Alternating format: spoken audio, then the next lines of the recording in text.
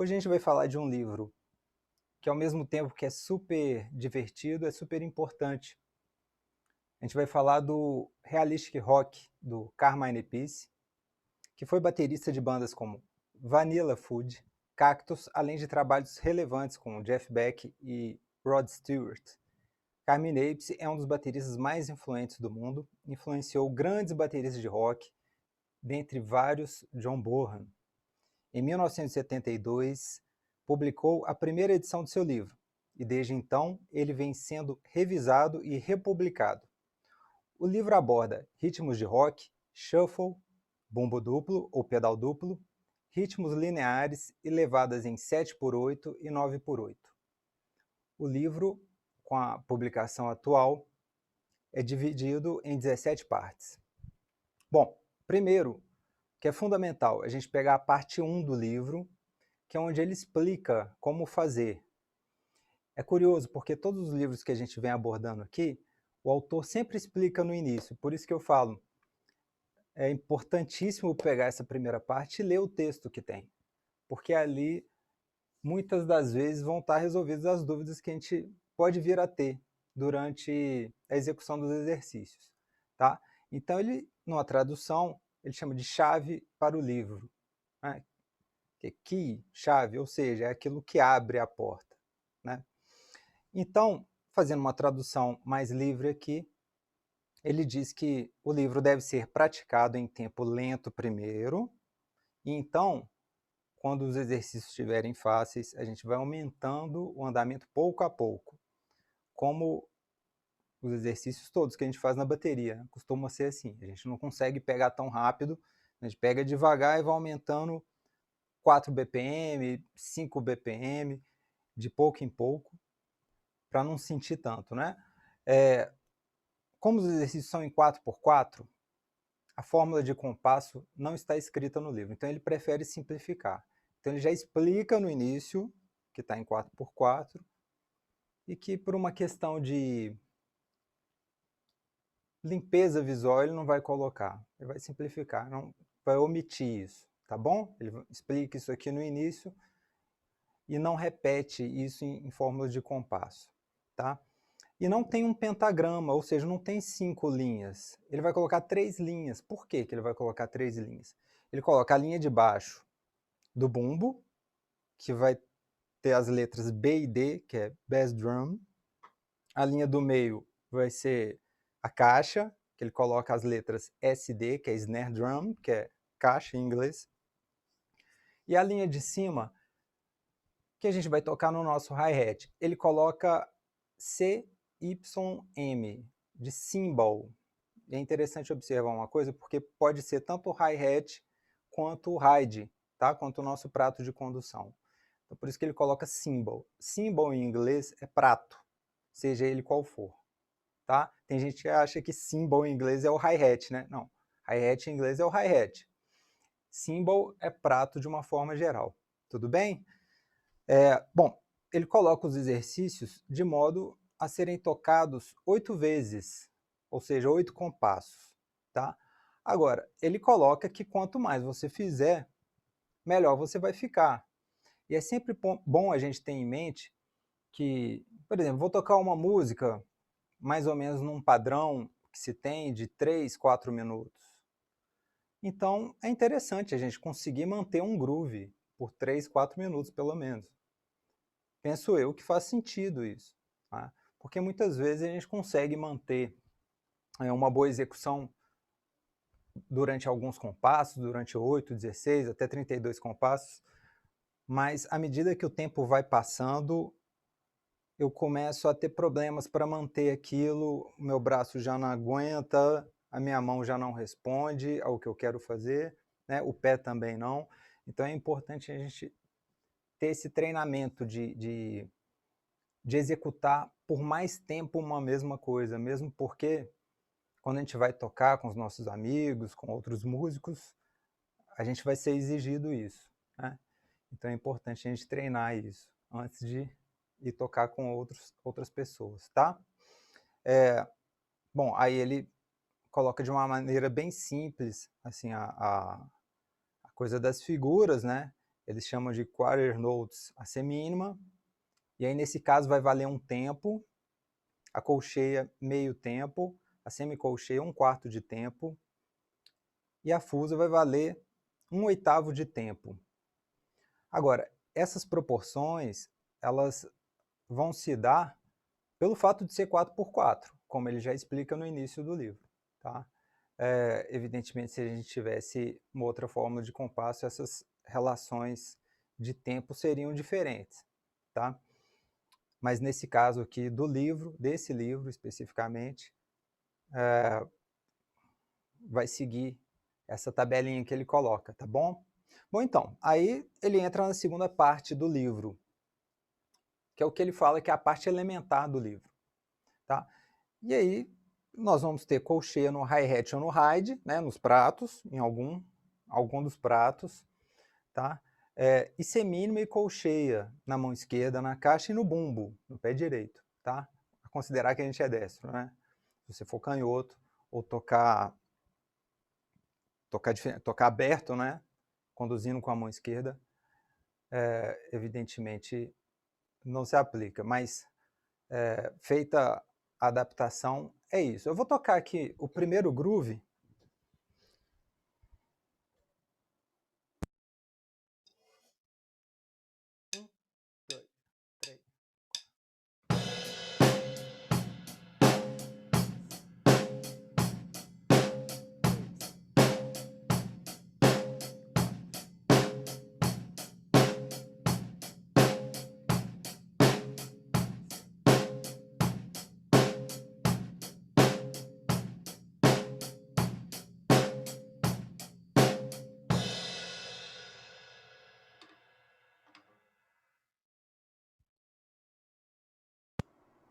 Bom, então, observa que eu toquei do jeito que ele escreveu aqui.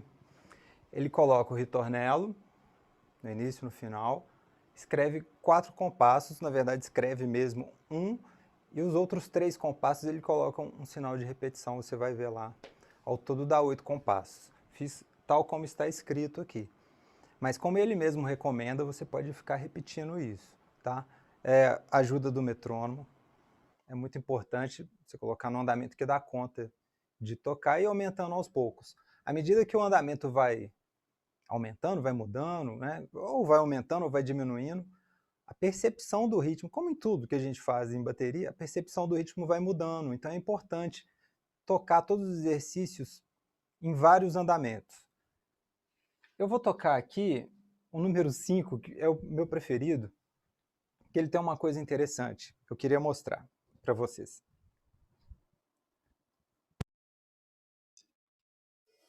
Um, dois, três, quatro. Dois, três, quatro, seis, sete.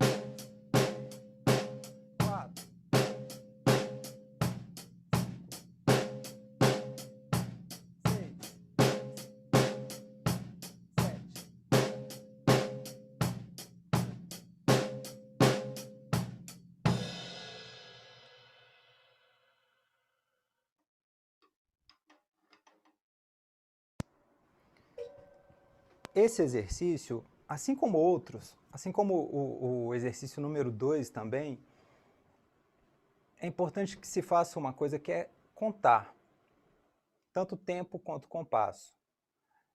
Às vezes é difícil a gente conseguir fazer isso tudo de uma vez, contar tempo e compasso. Então, primeiro você conta o tempo. 1, 2, 3, 4. 1, 2, 3. Depois a gente acostuma contar compasso. 1, 2, tá, pum.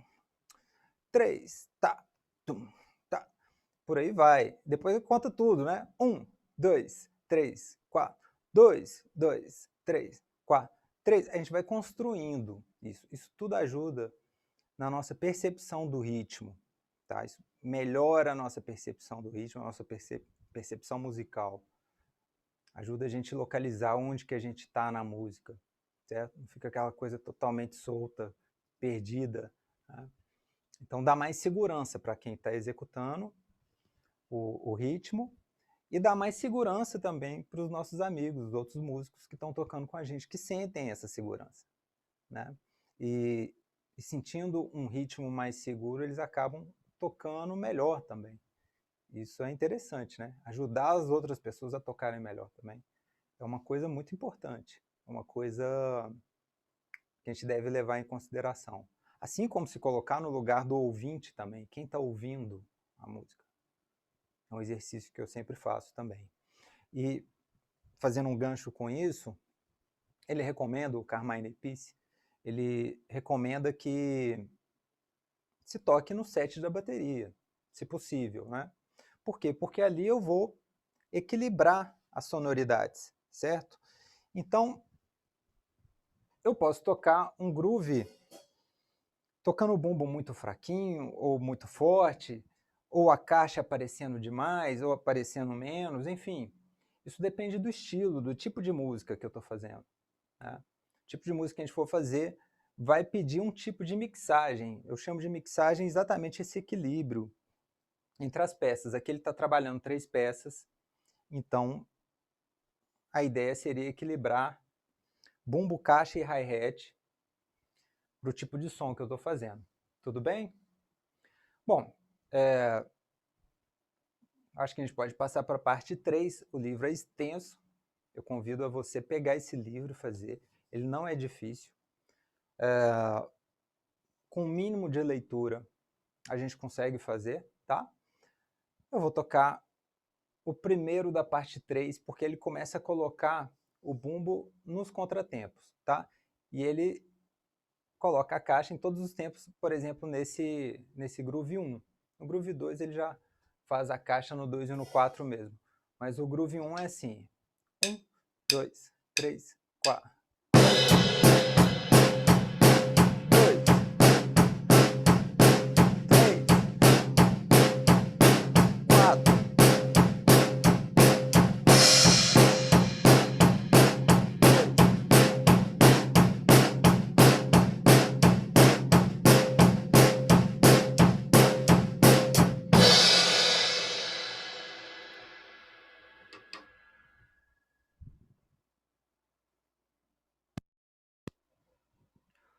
Bom, vou tocar agora o último da parte 3, tá? Que é o número 10.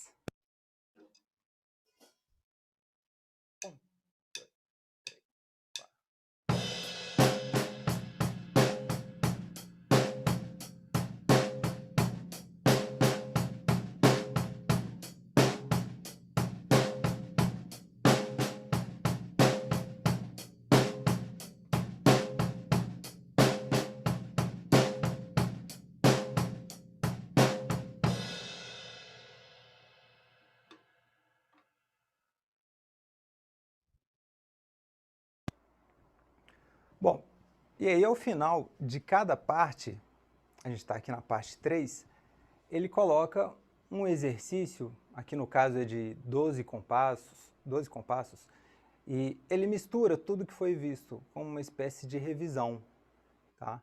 E ele faz isso em todos os finais de partes, né? São 17 partes ao todo, então ao final dessas partes ele coloca ou de 12, ou de 6, enfim. Ele faz sempre um resumo do que foi visto naquela parte específica, tá? E acaba funcionando como um resumão mesmo, uma revisão, tá? Depois, na parte 4 em diante, ele começa a trabalhar semicolcheias. Então, começa a haver uma independência entre as mãos, né? Então, só um exemplo aqui, ele começa com a independência das mãos, né? Entre o hi-hat e a caixa. Número 1 da parte 4. 1, 2, 3, 4.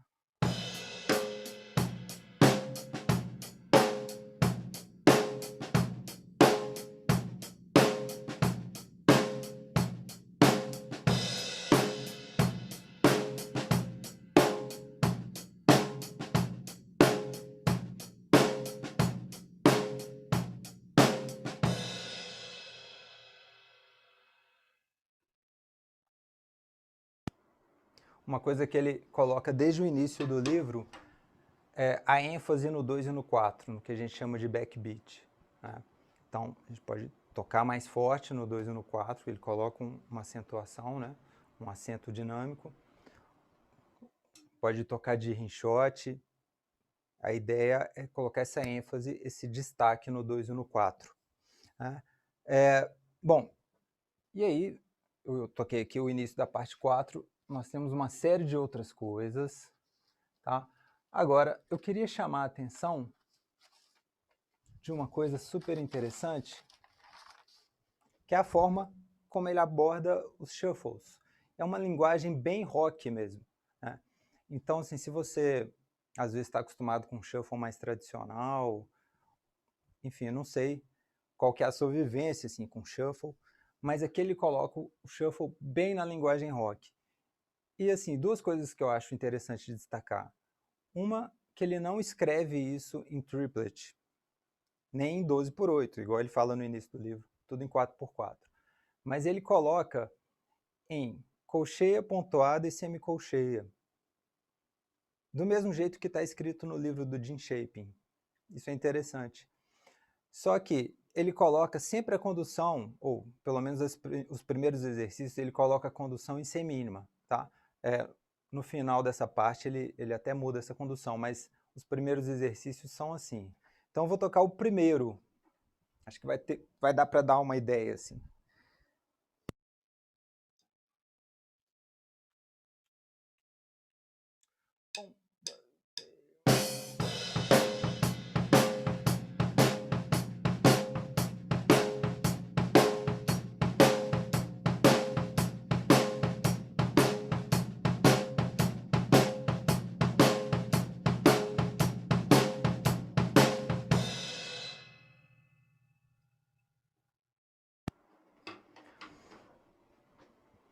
E fica numa linguagem bem rock mesmo, né?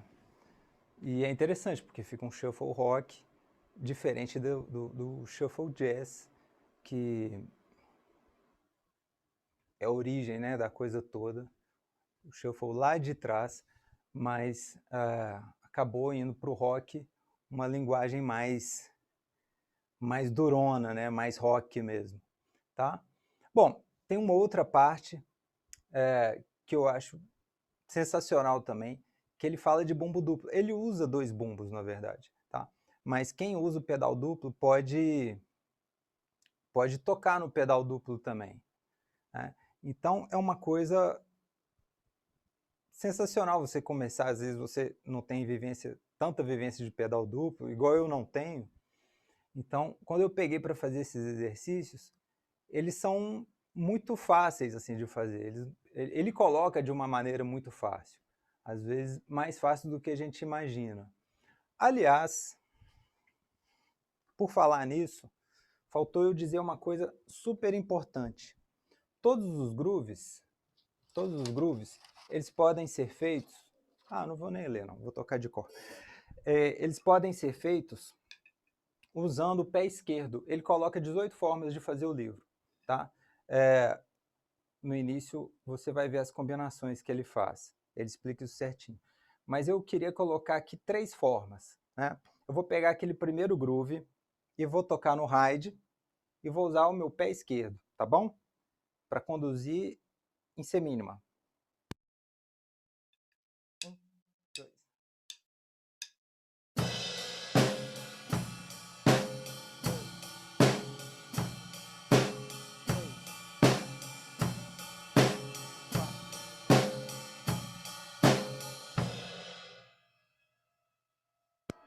Conduzir aqui no hi-hat com o pé em semínima, enquanto tocava em colcheia aqui, tá bom? Agora eu vou fazer aqui em colcheia, ou seja, vai ficar igual a minha mão direita. 1, 2, 3, 4. 2, 3.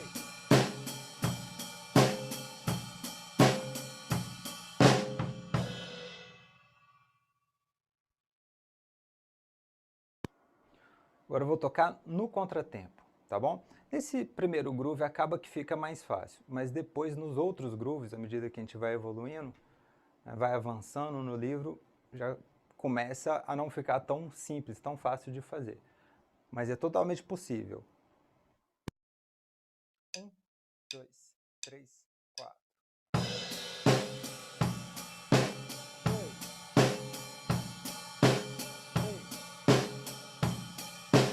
4.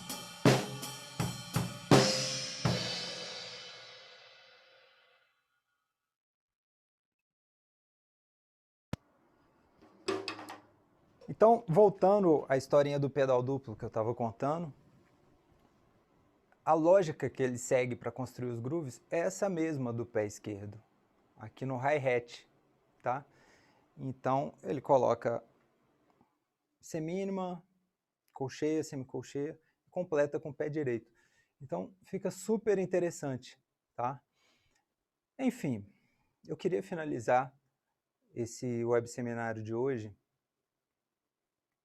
falando assim da importância desse livro, né, reforçando a importância desse livro para quem é professor. Então, você é professor de bateria, vai chegar um aluno para você, ele provavelmente já vai querer tocar os ritmos das músicas que ele escuta. Se ele escuta rock, os ritmos estão todos aqui, ou a maioria deles. A essência das levadas de rock estão aqui. Então ele vai te ajudar muito, esse livro, como professor. Tá? E se você é um baterista de rock, coisa que eu não sou, infelizmente, eu não tenho essa habilidade de tocar rock igual eu vejo tantos grandes bateristas tocando, né? Eu recomendo que você invista tempo nesse livro, porque aqui tem chaves para muitas coisas da linguagem rock. Então, grandes bateristas, John Bonham, né? Falar o que mais? Conviveu com Carmine Appice, eles dividiam um palco. Carmine Appice é que levou o John Bonham para Ludwig, e Ian Pace, Nico McBrain, grandes bateristas de rock, são referência hoje. Eles tiveram Carmine Appice como referência, e esse livro também. O Dave Weckl, que é um grande baterista de jazz fusion, ele estudou nesse livro, e ele diz que é um dos poucos livros que ele fez do começo ao fim. E tem até uma entrevista do Carmine Appice falando que um dia ele encontrou com o Dave Weckl, e ele falou, agradeceu ele pelo livro, e ele ficou surpreso, porque ele não imaginava que um baterista do tipo do Dave Weckl, naquele estilo de música que ele faz, poderia ter estudado nesse livro. Então, quer dizer, é um livro fundamental para a música que se toca hoje, né? Porque, assim, de qualquer forma, a linguagem rock, ela está presente em muita coisa que a gente faz, tá bom? Então, recomendo muito esse livro fundamental, e ainda bem que existe um Carmine Appice para fazer um material desse para a gente. É isso, agradeço a sua atenção, paz.